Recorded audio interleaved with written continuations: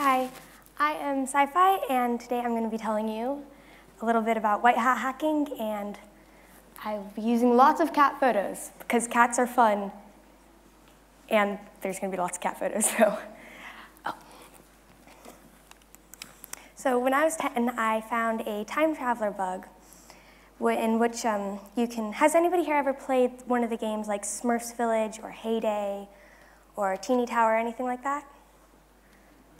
No? A few people? Yeah.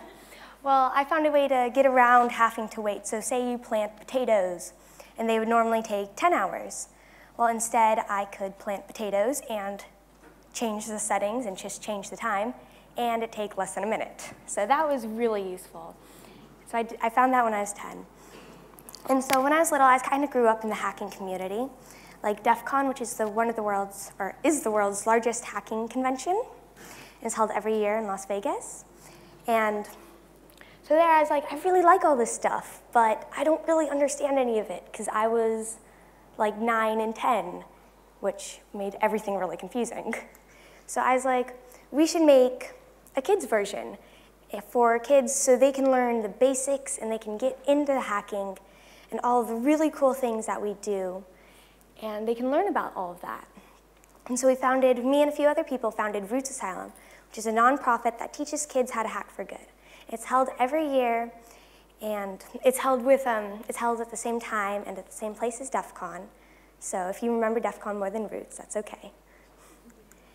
And so at Roots Asylum, to teach kids how to really get into white hat hacking instead of some of the other not so good kinds of hacking, we have an honor code kind of to provide a guideline to help kids learn how to be good hackers. And so we have some principles, which we focus on these as just fundamental truths of everything. And they are, the world is one and we are all connected. These connections are growing stronger and faster every day. Chaos controls the connections, focus controls the chaos, and you control the focus. And we also have some values in which you remember in everything you should do, not just hacking. And that's do only good, and always do your best, constantly improve, innovate, and think long term, because everything you put on the internet is there forever, so that one's really important. And to stay positive, visualize what you want, have fun, inspire others, and go big. One of my favorites is the have fun one.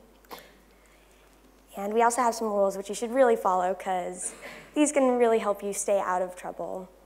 And one thing, only hack things you own, and don't hack anything you rely on, like say, the lock to your front door, because if you hack that, or if you try to lockpick it, it's relatively easy to break if you do it wrong, and then you don't have a lock on your front door, which is not a good thing in most cases. And to respect the rights of others, and know the law and the possible risk and consequences for breaking it. Like, has anybody heard of the law in America where you can't let the American flag touch the ground? Yeah? Does anyone know the consequence for breaking that law? No, there isn't one. There's no consequence for breaking that law in America. And so I just found that really interesting that they had a law without a consequence. And the last one is to find a safe playground, such as Roots Asylum or here, and where you can expand your horizons and really find out more about the hacking world and the hacking community without getting into a bunch of trouble. And so Roots Asylum used to be called DEF CON Kids, but we changed it.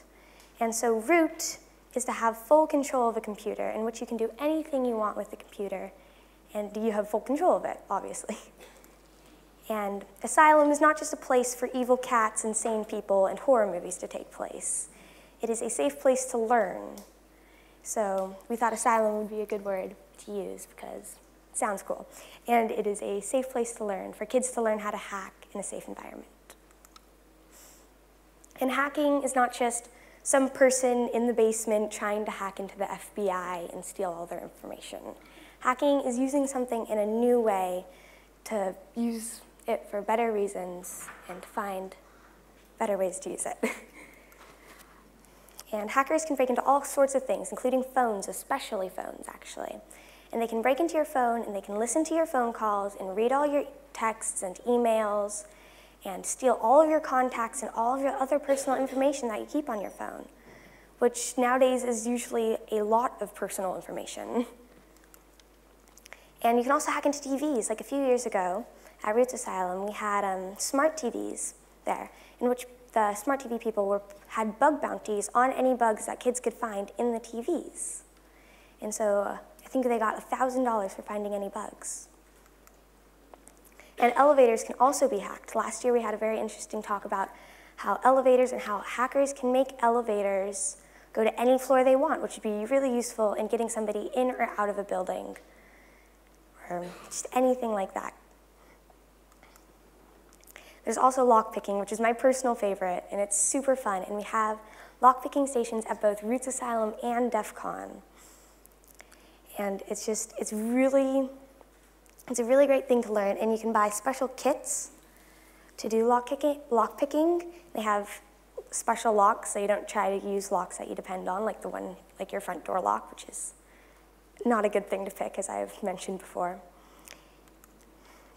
And with hackers, there are normally two types of hackers. There's black hat hackers and white hat hackers. White hat hackers are the good people. They're like the superheroes that help fix flaws in the internet and get them all fixed so that the internet is a good place. And that's what they do, is they help fix the internet. And they're so very important because without white hat hackers, internet would be a catastrophe. And that's bad for obvious reasons, because then people can't go and like, say Google gets hacked, and then nobody can go Google stuff for like papers or anything. And then there's black hat hackers. Some examples of black hat hackers are data brokers. And they are like the people that will break into your phone and steal all of your personal information and sell it to some crazy person for a bunch of money. There's also hackers that will break into Google or any other operating system or anything else on your computer that people rely on and will break it, and that is bad for obvious reasons. And as I was saying, black hat hackers are bad. So I got some pictures of some evil cats to just try and express how bad that they are. And how extremely different that white hat hackers and black hat hackers are. Hacking is not just, they don't fit all into one category. And so I got a picture of a happy cat and a sad cat, so you can see that. And bug bounties are a thing that really help white hat hackers be good hackers. And they are, so say a company like Google or Wicker even, they have bug bounties out there. So if somebody finds a bug or a flaw in their system that they can use to take advantage of the system, and they report it to that company, then the company can give them recognition or compensation or just money or anything. And that allows big companies to help white hat hackers be white hat hackers, in that they can actually make like a living off of this, and they can get these bugs out and they can fix them before the public is aware of them. And why are bug bounties extremely important to the internet, you may ask? Because without them, once again, the internet would be a catastrophe. I really like that word. And everything would just be so messed up because people wouldn't be there to help fix the internet and make things better and fix crucial flaws in which we would all probably be really angry if we're there. And now Parisa Tasbris she's known as Google Security Princess, and she was at Roots Asylum last year.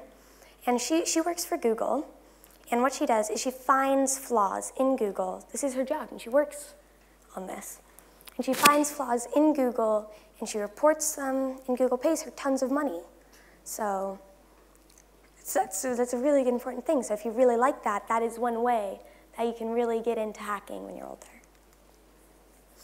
And responsible disclosure is, I did this when I found the time traveler bug when I was 10. And so what you do is if you find a bug, and first you have to make the company aware of it and like say, hey, there's a giant flaw in your system. You should probably fix this. We'll give you like say 6 months to fix this flaw, and if you don't get it done by then, we're going to tell everybody, and we're going to make it public that there is this flaw, and that, yeah, you can make potatoes that would normally take 10 hours in 2 minutes, which a lot of people would like to hear. And hacking, I just want to really emphasize on how hacking is a good thing. It's not something that should be, oh, you're a hacker, you're a bad person. No, that's not what it is. Hacking is extremely good for the internet, and without it, everything would probably crash every time you just like opened a tab or anything. And you can make lots of money white hat hacking, because as I have previously mentioned with like Google and bug bounties and like what Parissa Tabriz does, you can make tons of money, and there's a huge industry here that lots of people should really get into. And like at Roots Asylum, if you want to become a white hat hacker and really learn how to do this, you can go to Roots, and there's some other areas in which you can, like some other like conventions in which you can learn how to become a white hat hacker. And so Roots Asylum is every year is in Las Vegas. It will be held at the Bailey's Hotel and Casino this year with DEF CON. And so I think we need more people in this industry. And we need more people to learn how to become this and get really interested, because the internet is just growing bigger and becoming more important and more part of daily lives. And everybody spread the word about this. Be like these happy talking cats and tell all your friends, hey, hacking is really cool. Do you want to go to this Roots Asylum or this Wired convention with me, and we can go and learn about all this really cool stuff that we can do? So just tell everybody. Tell your teachers, tell your acquaintances, tell your friends, tell your parents, tell your grandparents, tell everybody you know about why this is important and why the world needs more hackers and how crucial it is that we really have people like this. And so if you want to contact me, my Wicker account is, is CyFi. And you can also follow me on Instagram, which is Spy Little Pony, where I combined My Little Ponies, and which are actually pretty cool. My Little Pony is cool. Where you combined My Little Ponies and hacking and spying and all of those different things. And you can also, if you want to find out more about Roots Asylum, which you really should, it's a really great event, and it's really something special. And we have tons of fun workshops. Like we had a workshop last year called The Junkyard, in which we would get old pieces of like old phones and old computers and printers and all sorts of really cool things, and we'd take them apart. And we would be able to see like all the computer chips and all like the motherboards and everything that was inside of them. It was really cool to just see what these things were made up of without knowing, oh, I'm gonna have to put this back together. So that was one of my favorite parts about last year. And so Roots Asylum also has an Instagram account, which my friend runs. And theirs is Roots Asylum on Instagram. And next year, we really want more kid hackers, because Roots Asylum is for kids, and there should be more like younger hackers speaking. Like if you have any new information or know anyone that does and has any new research, we'd love for them to come and talk at Roots Asylum. And that would just be, that'd be really nice if they could do that. So, are there any questions? Oh, no questions. Okay. I'm going to ask you a question. That was really amazing. I'm going to ask you a question. Can I stay here for a second? Yeah. So tell me a little bit more about when you found this bug, and tell me a little bit more about hacking responsibly and what you did when you told that company. Well, we sent an email out to all of the companies, which was a lot of work because there were a lot of companies. And so we sent an email out to them saying, hey, there's this bug, and I can use it to change the time and insert code, which obviously some people can really utilize that for bad reasons. So we told the companies about this, and we said, hey, if you don't fix this at Roots Asylum this year in like, I forget how many months it was, we are going to tell everybody about this. So it gave them a while to fix it before we made the bug public. Did you tell them you were 10 at the time? I'm not quite sure if we did tell them that I was 10. We should have. We should have been like, hey, a 10-year-old found this. Fix it. Everyone, give another round of applause for CyFi. Thanks so much. Thank you. That's amazing.